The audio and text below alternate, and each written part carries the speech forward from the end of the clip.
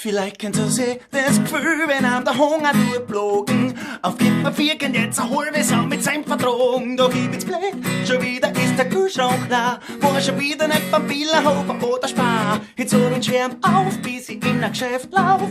Der Magen knurrt schon, ich kann schon nicht mehr denken. Ich blär schon durch die Gegend, kann mich nicht beherrschen. Red mich einer seitlich und ich muss ich auch nicht clashen.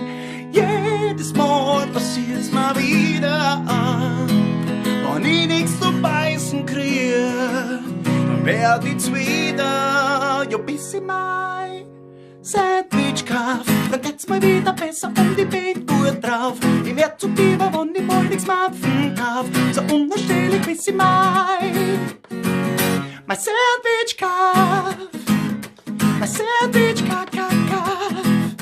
Mein Sandwich kauf.